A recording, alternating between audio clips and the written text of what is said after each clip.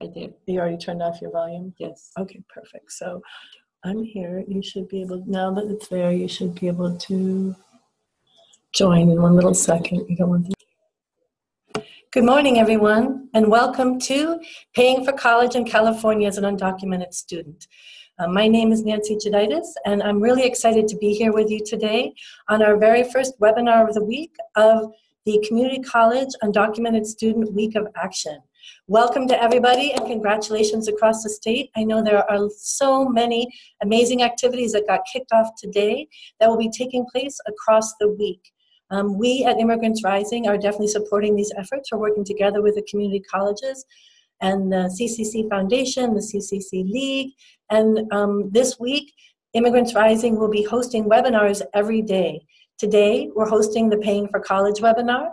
Tomorrow, we'll be hosting the Know Your Rights webinar. On Wednesday, there's going to be a Exploring Entrepreneurship webinar. Thursday, we're definitely going to be prioritizing mental health. And Friday, we'll be doing a webinar as Art as Advocacy. So every day from 11 to 12 noon, we'll be having these webinar parties, and we're super excited to be part of the Community College Week of Action.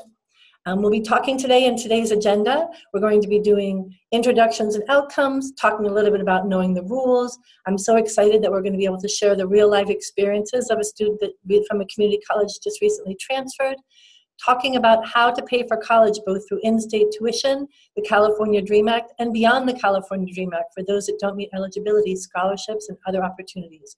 We'll also be sharing excellent resources, so we're really glad that you're joining us here today. Immigrants Rising, which is formerly known as Educators for Fair Consideration, is an amazing organization that works to support undocumented young people in their college and career paths. These are our fellows, our amazing fellows from last year, and we're excited that we accept fellows each year into Immigrants Rising, and we'll be talking today a little bit more about our work and the support that we offer to undocumented young people. We really work to help undocumented young people pursue their education and careers that create new and brighter futures for themselves, for their families, and for their communities. So definitely check out our website. Our website is at immigrantsrising.org. If you take a quick look at that, then you'll be able to see the work that we have on Immigrants Rising. We have information about ourselves, about the programs that we have, services, as well as stories, resources, and updates. So we're going to be talking about some of the services today later in the presentation, wanting to make sure that you're aware of the work that we're doing. So as we continue, I'm just going to tell you a little bit about myself. My name is Nancy Jeditis, and I work as Educators for Fair Consideration as a Director of Higher Education Initiatives. I work formerly at San Francisco State as a financial aid counselor and a DREAM Act coordinator, so I have a lot of experience working with undocumented young people in terms of making sure that they get financial aid eligibility for their schools. So I'm also excited today that we'll be talking about money, money, money, right? Like how is it that I know how much financial aid I'm going to get, and how can we have a better understanding of what financial aid is available at the community college and then once you transfer from the community college. So my goal for today is for everyone to be able to increase their ability to receive all the financial aid for which you're eligible. There's many students who apply for financial aid each year and then don't follow the entire process or get stopped along the way because they don't have the correct information or don't have the proper support. We're here today to make sure that you have the proper support that you need. So I'm excited today for all of us to be together and see some of what's going to be able to be possible. I'm hoping that technical difficulties are not preventing you from seeing me today. We're going to make sure that our collective goal is to make sure that you can increase your ability to meet the full cost of attendance at your school with or without the California DREAM Act. So drop your questions into the chat box if you have questions. Let us know how we can support you. And I'm looking forward to all the information that we're going to be able to share today. I want to start with an amazing video that was created by Shala Ramos, who's a fabulous fellow that we had with Immigrants Rising last year and when it was Educators for Fair Consideration. And her message really is ensuring that undocumented young people stand up and advocate for the financial aid that they have eligibility for. So let's get that going and see how that goes.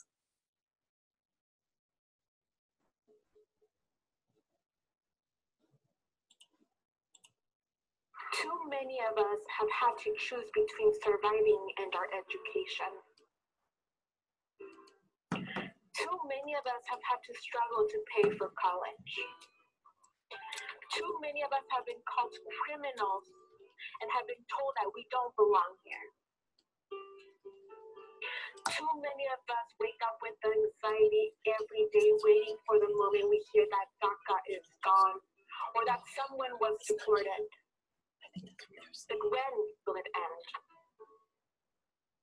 It will end when we don't let the endless lies in the media define who we are. We know who we are. We are the young student who wants to give back to their community. We are the undocumented, the documented. We are those who live in fear of deportation. We are the immigrant families who left their countries for a better life. We are the student who gets up every day to go to college, to reach their dreams, to support their families. We are the undocumented educators fighting for institutionalized support. This is who we are. This is our moment. Undocumented young people, stand up. Stand up for your right for a higher education. Stand up for your right to be able to pay for college. Stand up for your dreams. Don't let anyone take your education away from you. It is your right to go to college. You are not an imposter. This is where you belong.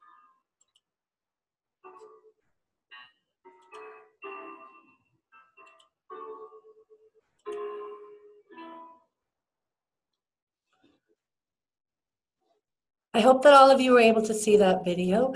We are experiencing a little bit of technical difficulties. I'm wanting to make sure that you were able to see that. Could somebody please just drop into the chat and let us know if you're able to hear us correctly?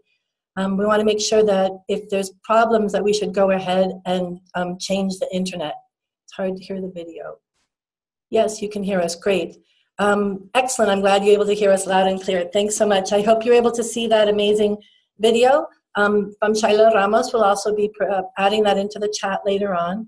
In terms of making sure that you're able to receive all the financial aid that you have eligibility for and make sure that you are able to pay for college, we're going to be talking a little bit about knowing the rules.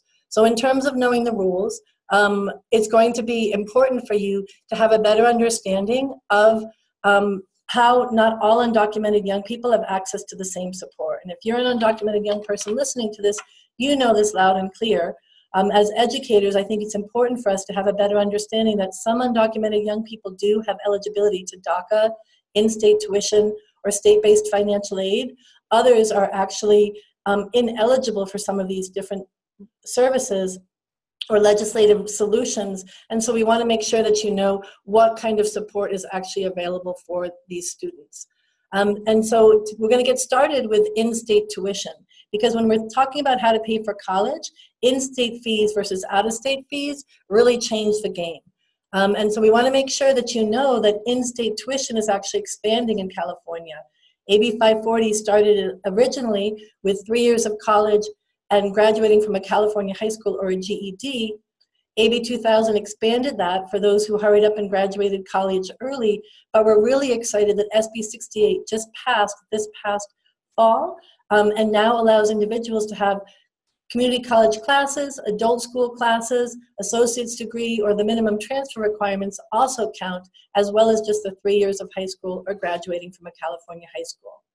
And why this is so important, you can see the costs between the community college. These are just 3 examples: College of Marin, San Francisco State, and UC Berkeley. But you can see the important difference between resident fees and non-resident fees.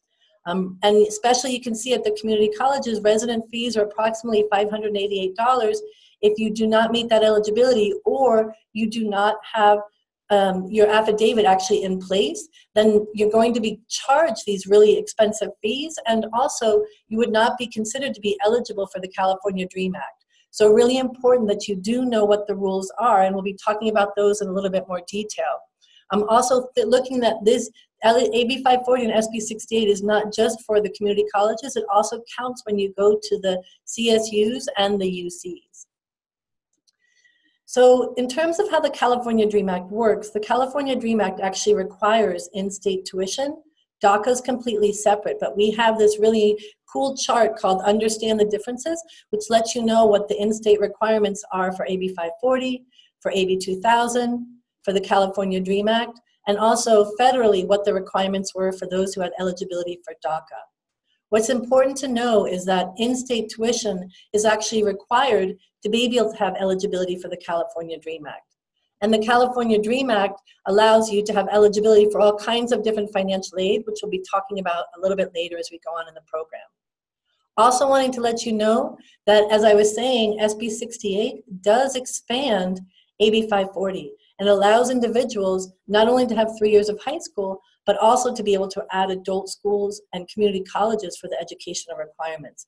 And I'm really excited that we're going to be hearing from a student shortly who not only who now has eligibility for SB 68 because she did go to adult school and community colleges and was able to put those classes together and be able to now meet eligibility for in-state tuition, which is dramatically reduced fees, and eligibility for the California DREAM Act.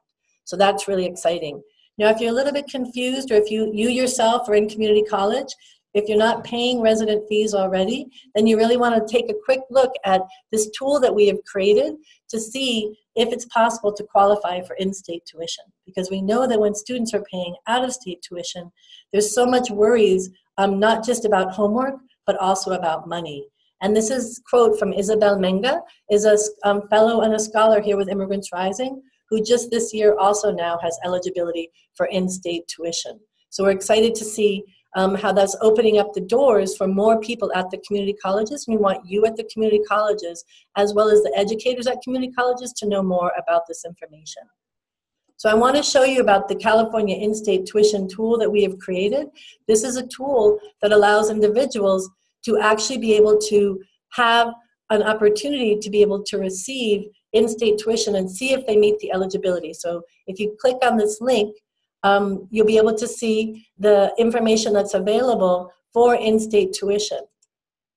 And when you look at this, it's going to give you the information about how to actually go and get started, how to get started, like before you get started, how to pull together your transcripts to find out the information about the questions we'll be asking you in this survey. Also wanting to let you know about the information that's going to be available when you actually click on this link. It will ask you general information, your email, your age, your zip code, and we want you to know, as it says here, we will not share this information with anybody outside of Immigrants Rising. No information will be shared except to let you know whether you meet eligibility for the in-state tuition, and also to give you the options to see if you meet the in-state tuition once you fill out your information, the number of classes that you took, the amount of time that you spent at the adult school, at the community college, at non-credit classes, credit classes. It will let you know if you meet the eligibility. It'll be like, great, you may qualify for in-state tuition, and it'll tell you make sure you submit the affidavit, and it'll also give you instructions about how to do that, and then give you instructions as well about how to determine the proper financial aid application to use.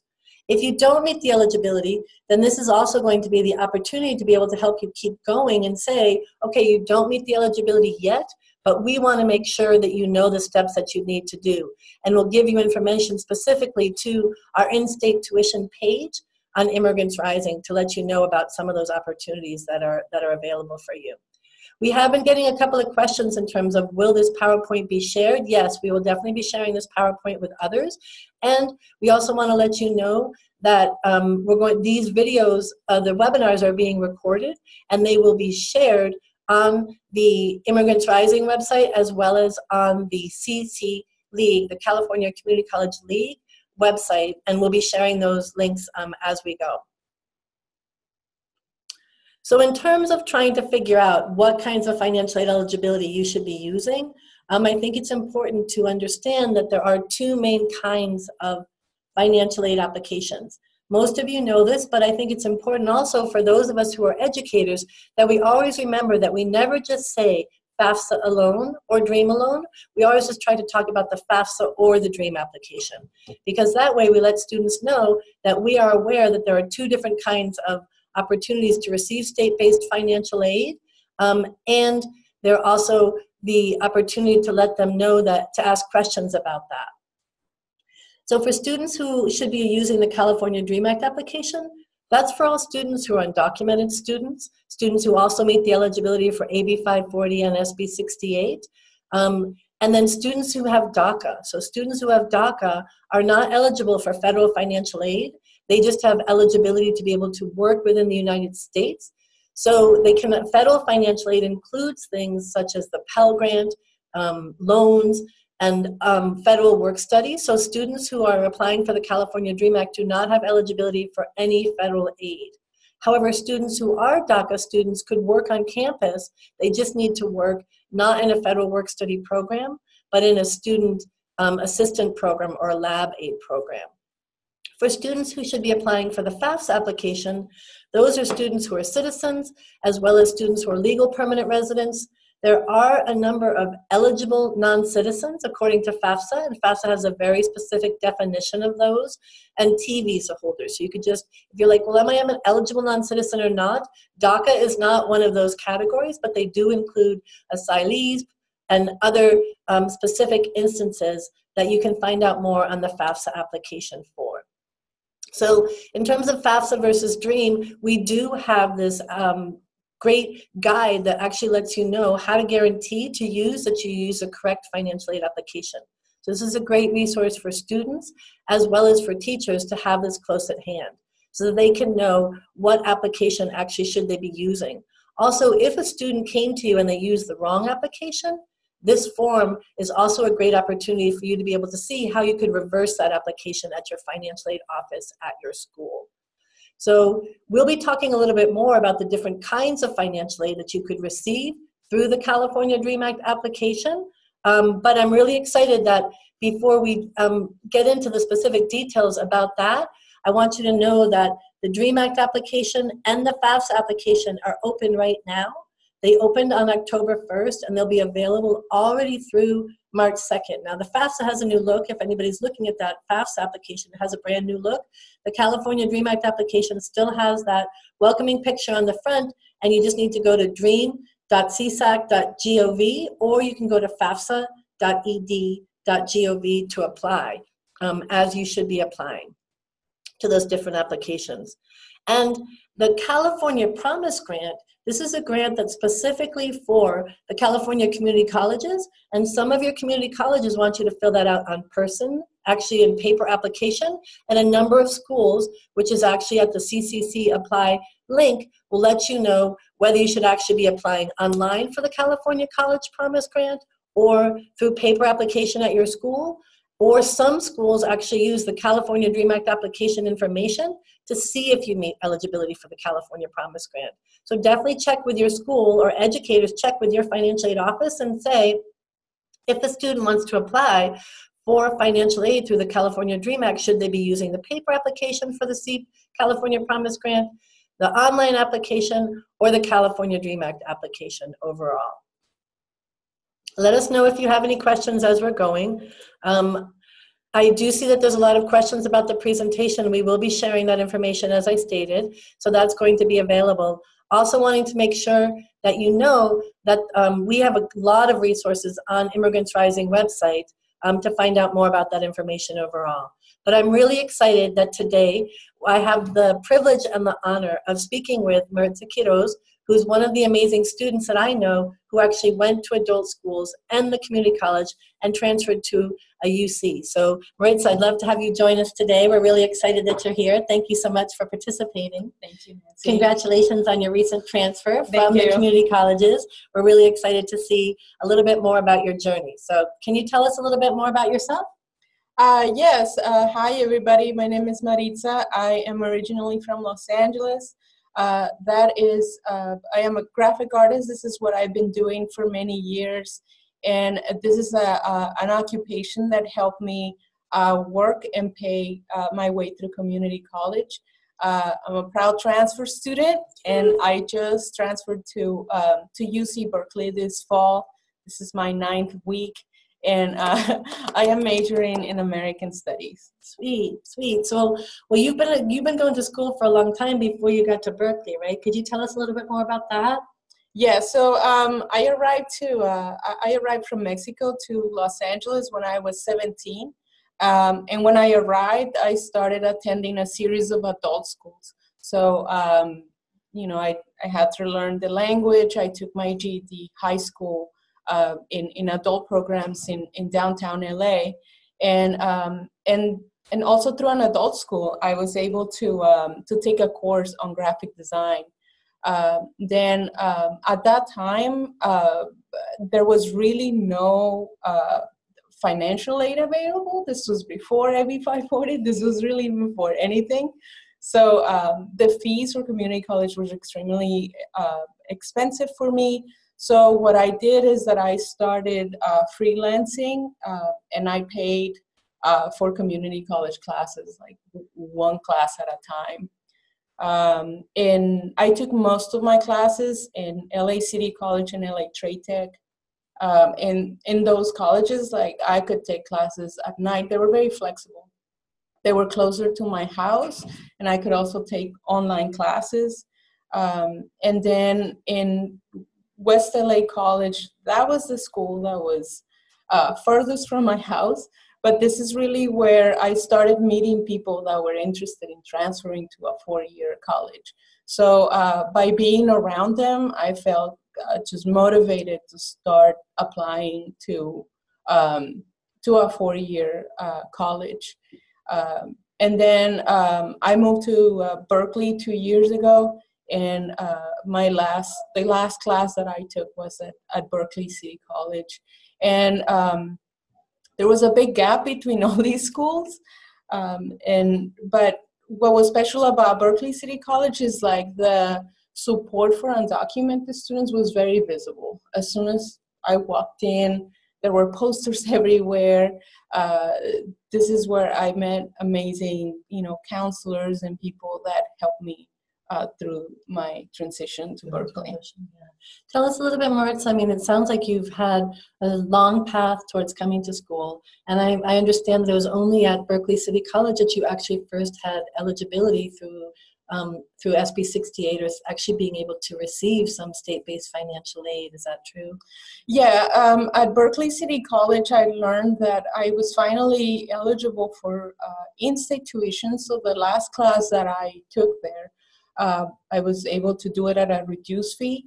In the previous schools, I never really applied for any financial aid at all.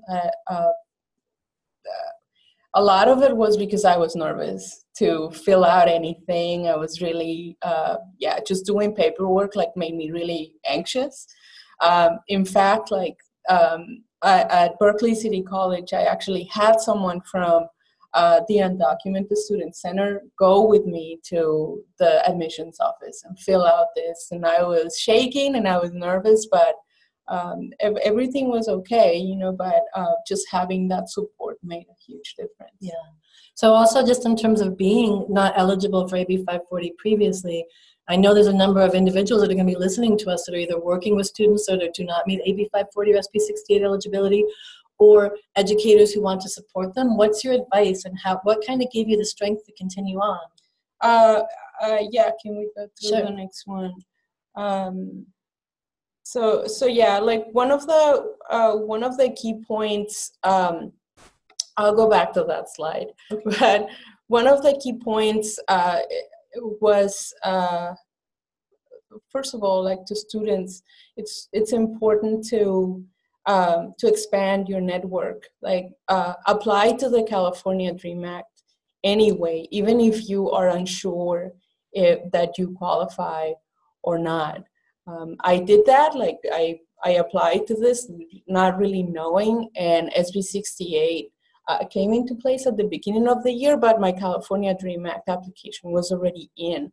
So it's a little bit nerve-wracking to do it that way, but it pays off. It really does. Another important lesson that I want to share with students is to just to get close to your professors and talk to your counselors. Later on, you are going to need letters of recommendation. You are going to constantly need transcripts and support. And also, really, it's important to find your support system. Your friends, tell your family that you want to transfer. Tell them you're in school. You're going to need all the support that you can get. And for educators, just even sharing your experience with your classroom of how you got through college, that's important. That I may open up the door for a student to share their own stories and their interests to get through college, and just reassuring them every day that it is possible. It is possible to get through, to get there. The paperwork is boring, but it's just part of the it's part of the process. It's part of the process. Yeah. So talk to us a little bit about your financial aid and sort of your eligibility, what that meant to take, what that took for you to actually make those steps, and how you took to some of the steps towards paying for it. I know you said you applied for the DREAM Act. Yeah, there were a couple of things, well, 3 things that came into place for me. At first, I was very intimidated that, UC Berkeley, like the out-of-state tuition, like it's just such a big number. Like I said, SB 68 came into place this year, and I had taken only 1 year of high school, but then they were able to count my 2 years of community college, and also I had taken the GED, I had an AA, so all of these things like came together, and I was able to finally meet AB 540 eligibility, which means that for UC Berkeley, like I was eligible for in-state tuition, so from that initial big chunk of money, then they got reduced. I still don't have access to federal funding, but I am eligible for some state financial aid, which helped a lot too. Then even through Immigrants Rising, there is a scholarship database that does not require a social security number or requires no residency. There's lots of scholarships to check out there. Yeah, so I counted the scholarships that I researched. I researched 500 scholarships, and I was only eligible to apply for 25. And I applied to those, and out of those, I received 4. And it might seem like a small number, but it isn't. It was enough money for me to cover my expenses at UC Berkeley. Wow. Yeah. Wow. Well, congratulations, Maritza. I know that's really hard work that it took to get there, and a lot of time that you spent at the community college, paying for your own way, thinking about how you could move forward in that future path. And I just really want to commend you for all of the work that you've done, and for the exciting part that you had in creating that tool that we were just talking about, the in-state tuition tool, but also really wanting to see some of the messages that we could take from Maritza's journey in terms of really not giving up, making sure that she just maintained contact and support with so many different educators to be able to apply for different scholarships, to apply for the California DREAM Act. And this is really important, making sure that you do that by the March 2nd deadline, even if you're not sure exactly what's going to be happening for the next year, and always to reach out and ask questions, right? And make sure that you can put together the path so that you can actually find your way to be able to get the education that you want, and to be able to just amplify the amazing work that you're already doing in the community. So thank you so much, Maritza. Thank you. Any last words you'd like to share for people just to make sure they keep going? It is possible. It is possible. And you're gonna have a recording of this webinar. If you need to hear this and hear it every day, just rewind and keep hearing this, because I did not think it was possible for myself, but it's completely worth it if that's a path that you want to take. So don't give up. Thank you, Maritza. Thank you so much. I really appreciate you joining us today. We're going to go on and continue to speak a little bit more about the California DREAM Act aid and how individuals can actually get eligibility for paying for school. So in terms of paying for the California, or in terms of using the California DREAM Act to pay for school, there's three things I think that it's really important for you to remember. First is use the confirmation page of the California DREAM Act. The DREAM Act is located at csac.gov. And I think I forgot the CA right there, but if you just search California DREAM Act, it'll bring you right to the California DREAM Act page. This is a previous confirmation page, but it still looks very similar. What it's asking you to do is go ahead and see if there's no further action required, right? Like if there's no further action required, then you know that your application is actually good to go. Another thing that's super important to remember, March 2nd. March 2nd is the priority deadline for the California DREAM Act aid, for the Cal Grants, and especially when you're going to apply for other aid at different, at the CSU or the UC.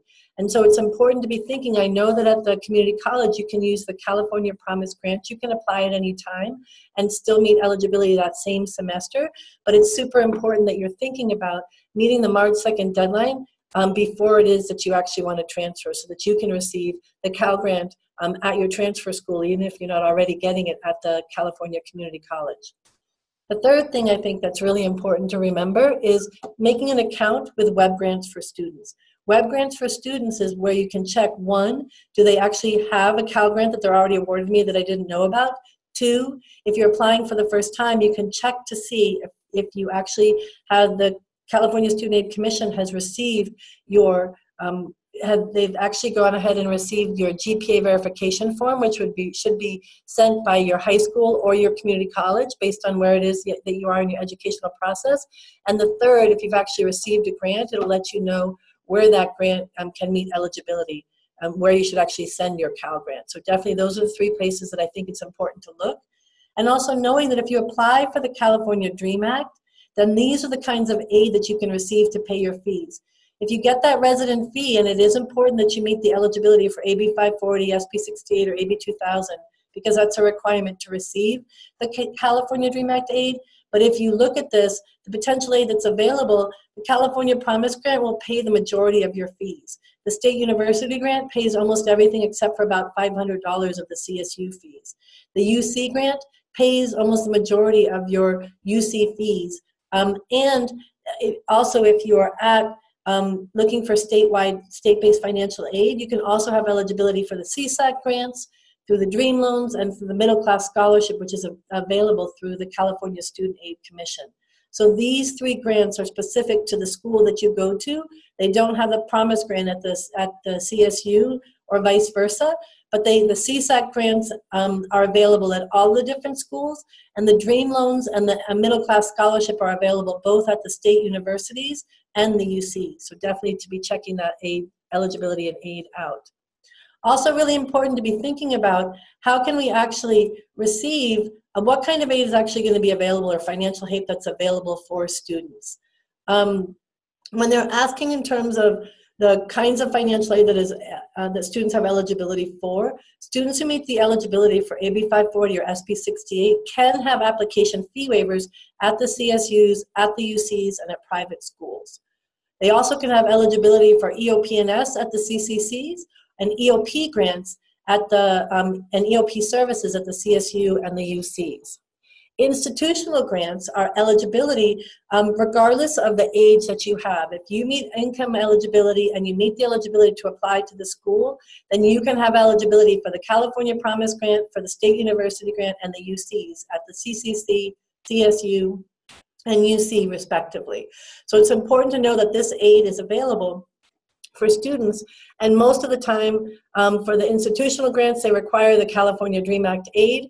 EOP&S also requires that you're eligible and that they know your income through the California DREAM Act. If students are actually going to be applying for Cal Grants, those that meet the Cal Grants, and the top one, Cal Grant is the only financial aid eligibility that actually has an age limit. So individuals need to be 28 years or younger to be able to receive the Cal Grant. However, the California DREAM Loan, middle class scholarships, and all of the private aid, the institutional aid that we were talking about on the previous page does not have a specific age limit. The only age limit is with the Cal Grants. So financial help is also available. Cal Grants, the Cal Grant B and C are available at the community colleges. The Cal Grant A and B are available at the A and B are available at the B is available at all schools, the CCCs, the UCs, the CSU, and the privates. And then private scholarships are available at all of the different institutions. So private scholarships can either be departmental scholarships at your specific department. They can be overall at your school. And Maritza was sharing with me that of the scholarships that she applied to, a number of those were specifically for the school that she was attending.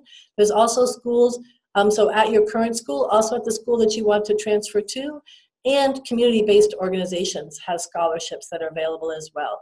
And we'll be going over a list of more scholarships that are available and how you can search for scholarships later in the presentation. So let us know if you have any questions as we go through. We're also wondering if there are questions that you have specifically about how you're going to be receiving state-based financial aid. But in terms of getting ready to apply for the California DREAM Act, it's really important that you create or remember your user ID and your password. Write that down in a really important place. Take a picture of it. Put it in a couple of places so that when the moment comes, when it's March 1st, and you're like, oh my gosh, I need to put in that last little piece of information, you know how to sign in. Because I worked as a financial aid counselor for many years, and there are many things that we could help students fix, but the one thing that we could not fix if you didn't meet the priority deadline of March 2nd for Cal Grants and for aid at the CSUs and the UCs. We also want you to gather household information for the year of 2017. If you're applying for the Cal Grant for the upcoming 2019-2020 academic year, you want to make sure that you have your household information, income information. Also, you're going to need to gather your parents' information. Unless you're under the age of 24, you're married, you have your own children, or you're an orphan or a ward of the court, or if you're in the military, in graduate school, or you're homeless. Otherwise, we are going to require that you put in your parents' information as well as your information as well. So that's really important in terms of getting started. We want to let you know also that parent information is required. So they require biological or adoptive parent information when you're filling out the California DREAM Act application. Not information from your grandmother, your uncle, your brothers or sisters, only biological adoptive parent information. The only exception of when you'd have to not have to include parent information is if it would cause you some kind of physical or emotional harm to contact your parents.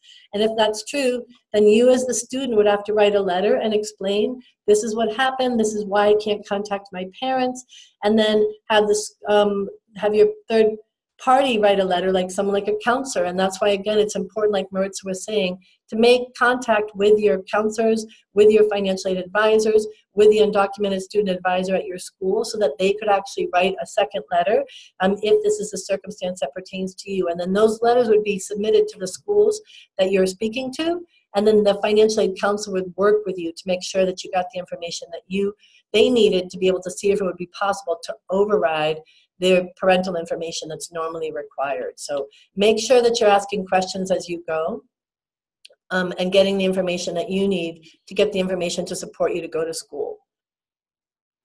If you're thinking about, well, what are all those steps actually to apply to the California DREAM Act, you can take a look at this DREAM Act map that we've created, and you'll see that there's 4 main phases.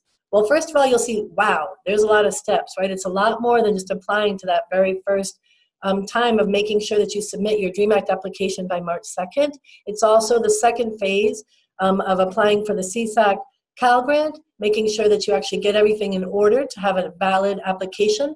And then 3, making sure that you actually complete all the steps that are necessary.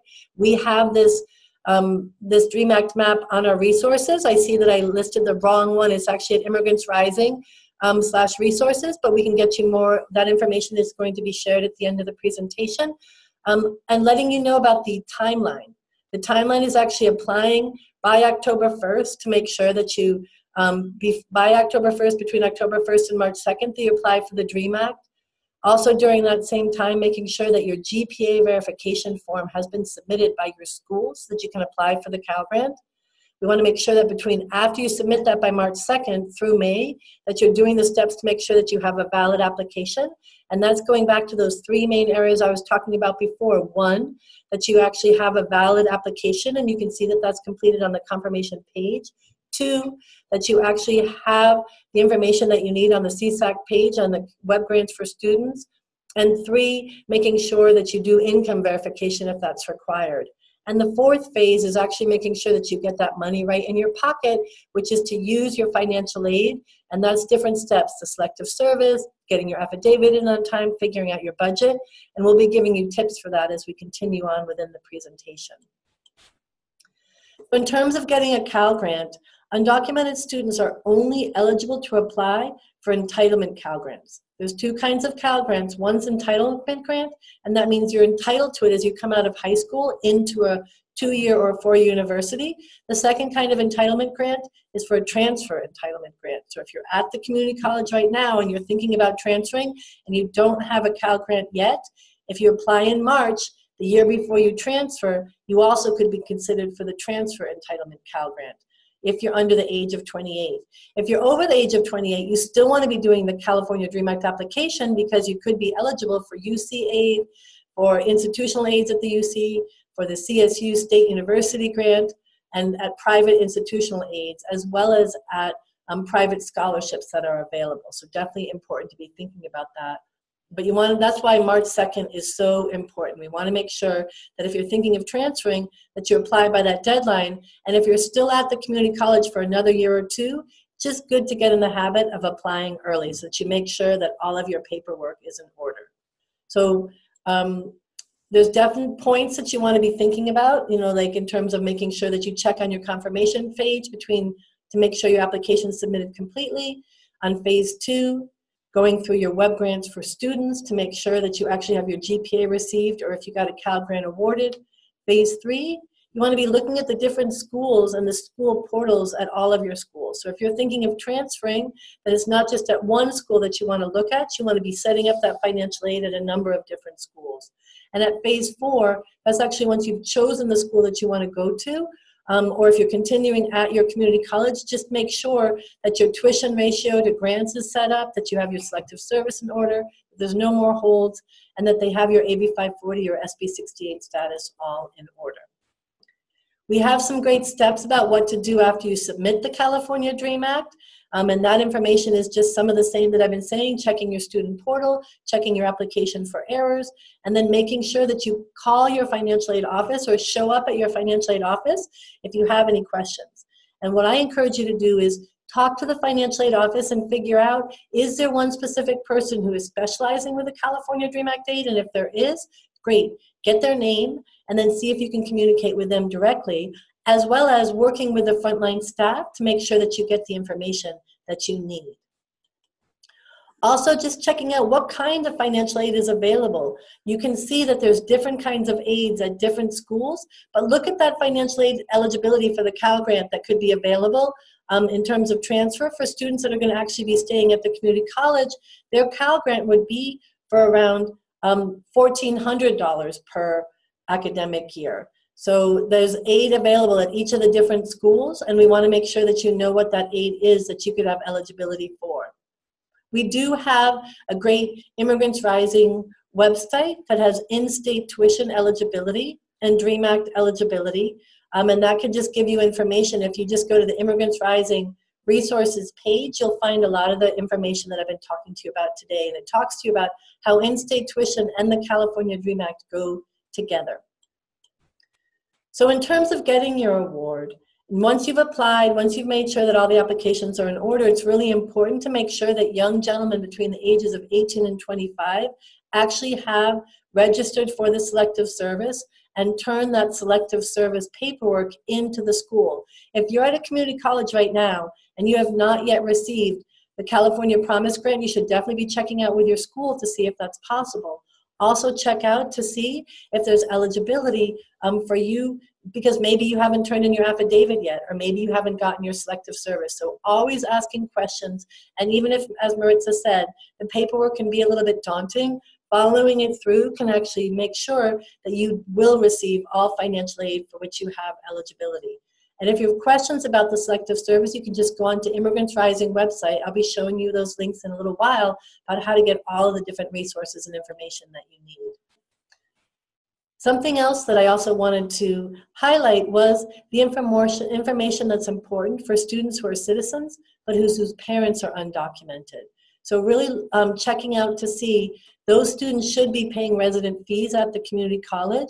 They should also be submitting a FAFSA application instead of a California DREAM Act application, but then might have to check with the school to make sure that they're actually receiving the state-based financial aid that they do have eligibility for, making sure that they're classified as a resident and or putting in the paperwork for AB 540 if necessary, if they meet the eligibility, and then following the steps that they need to make sure that they get all the financial aid they have eligibility for. So if the wrong application were to get submitted, if you filled out a FAFSA, but you should have been filling out the DREAM, but you filled out the DREAM application and should have been filling out the FAFSA, there actually is something called the application conversion form, and students can actually use that, or educators can help that fill out that application conversion form to make sure that the right application has actually been submitted and that students get the paperwork in necessary to actually be able to receive their award on campus. And we also want to make sure that you know that we've created an undocumented student budget worksheet to actually make sure that you have eligibility to see what kind of financial aid is available. And Shyla, the amazing fellow that we had last year, created this video that I want to share with you and make sure that you can actually check it out. So let's take a quick look at that and make sure that we're filling out the sharing. I'm sharing the proper tool.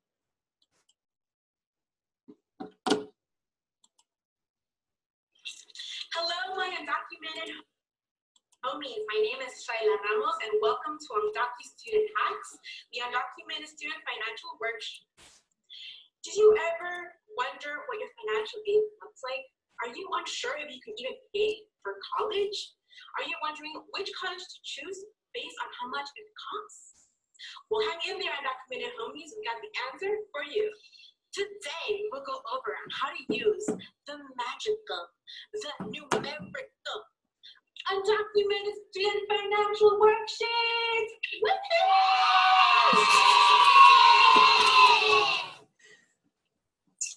All right, undocumented homies, so let me walk you through this worksheet.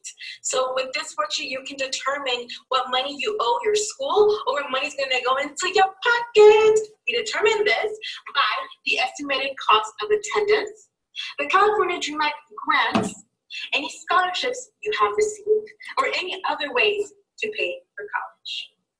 So first, you're going to go to your school's website and search for cost of attendance. You're going to fill this out right here, and then you're going to personalize it here at your cost. For example, room and board might look different if you're living at the dorms at your school versus if you're living from home.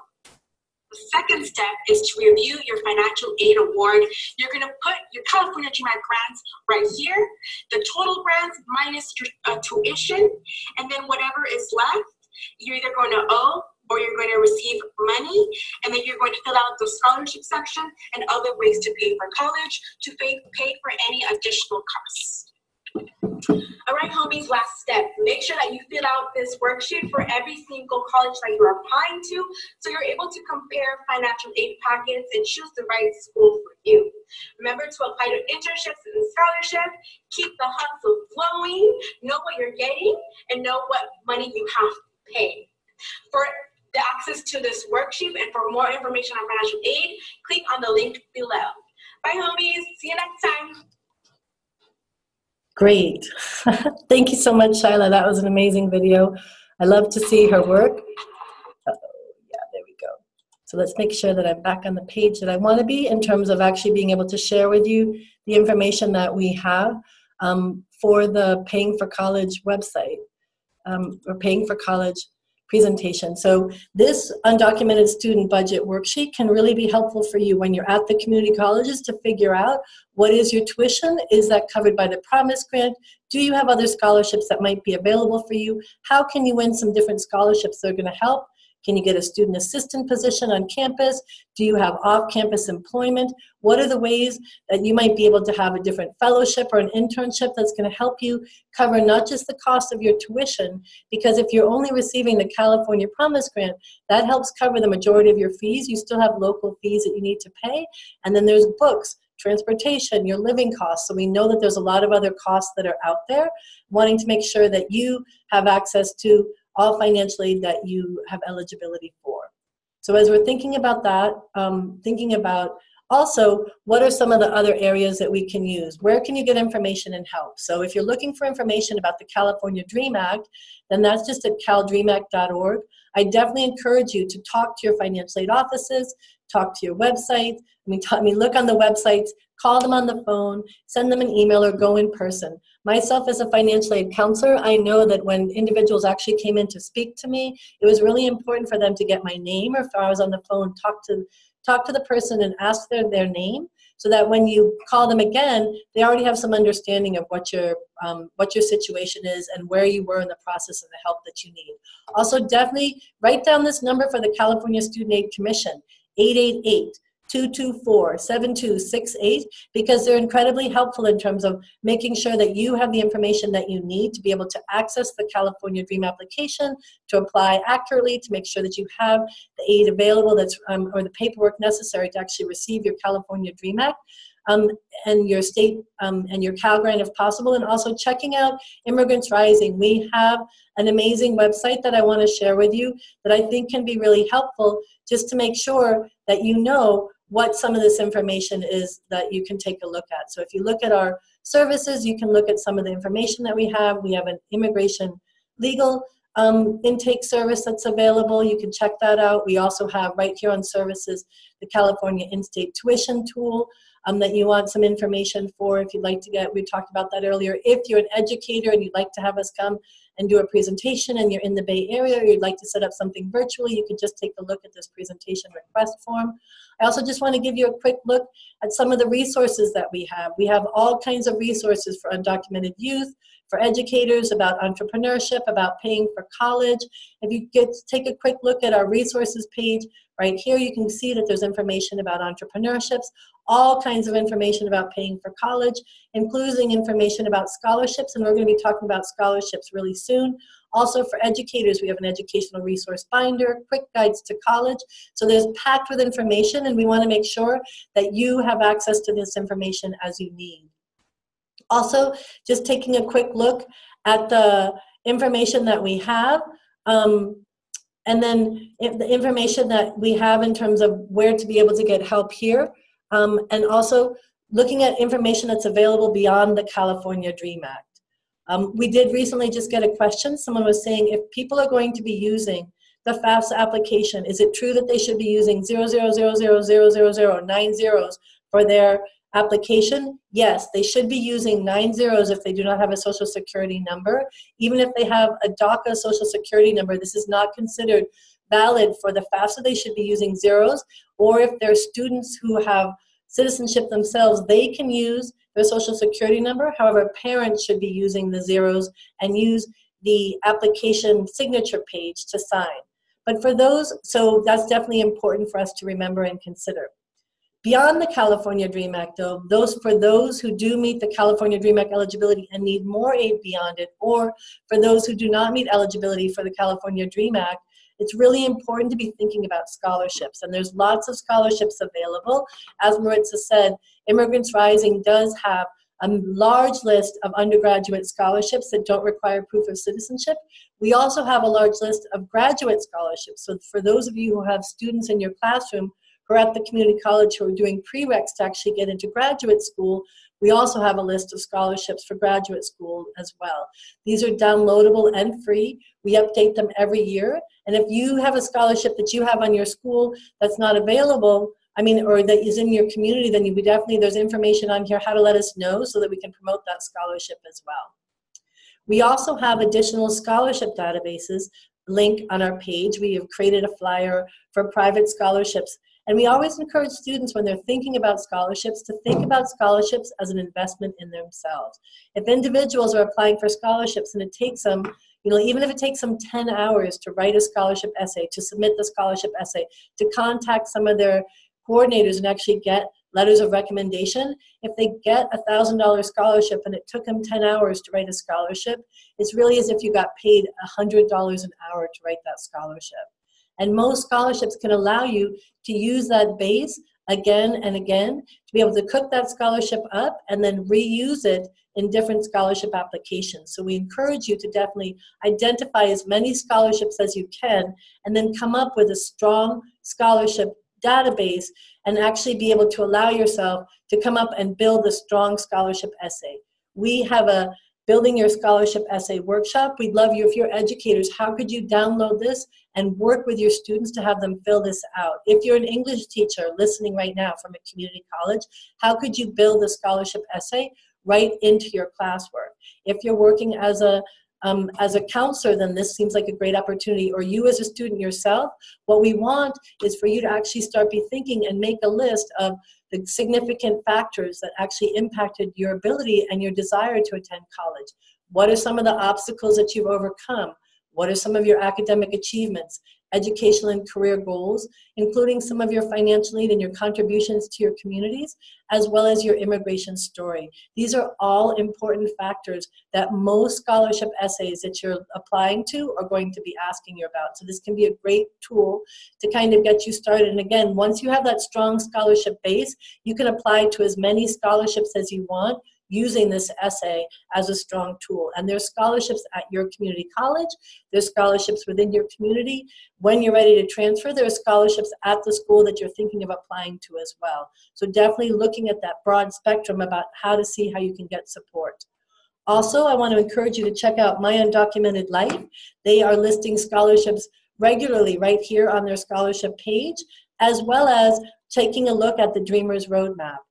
Which is a mobile app that actually allows individuals to help you apply for scholarships. So those are a lot of places that you can get started. Wanting you to be thinking about how it is that you can use scholarships to help so that you don't have to work so much while you're going to school and actually have support and getting support in paying for college.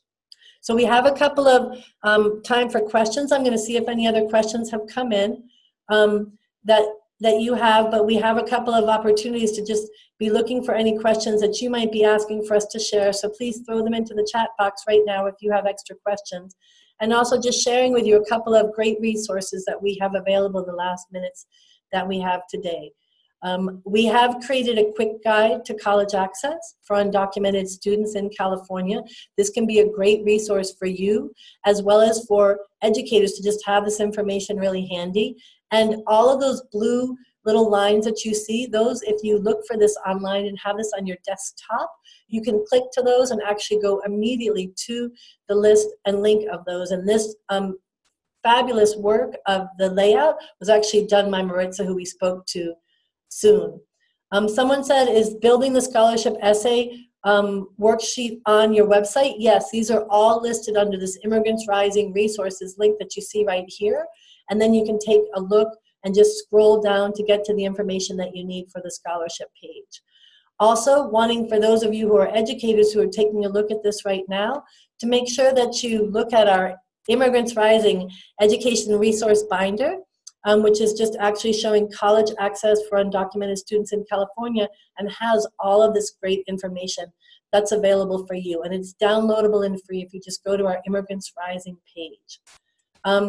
Also wanting to let you know, if you're in community college and you're thinking about going to a career path in pre-health, such as going into medical school, being a nurse, looking into PT school, we all definitely encourage you to look at the Pre-Health Dreamers website, letting to know that you are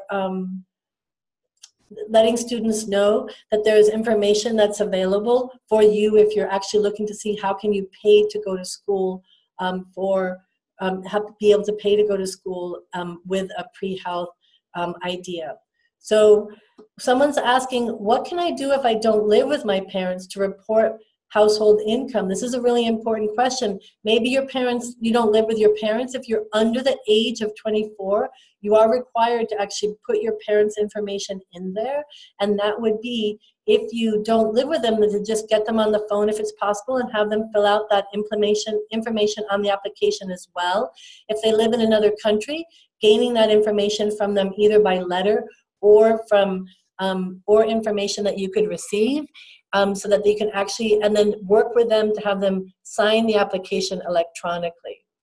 Also, somebody else asked, do I have to be a full-time student to apply for the California Dream application? No, you're not required to be a full-time student. But different financial aid eligibility comes with different amount of units that you're applying for. So you could definitely talk to your school about the specifics of that.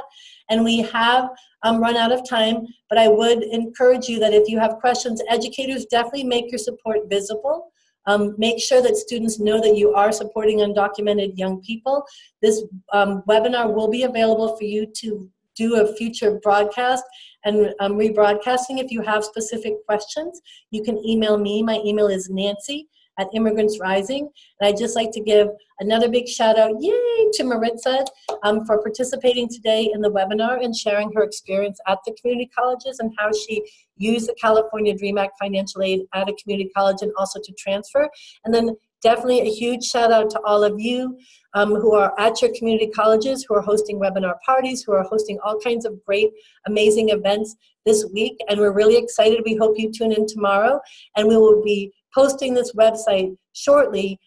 Posting this webinar shortly, and we want to thank you again for participating and wish you amazing energy and opportunities in all the work that you're doing to help us strengthen the work of all undocumented young people to be able to pay for college and continue on in the work that they're doing today. So thank you so much to everybody. Thank you for today, and we look forward to speaking with you soon. Have a great day.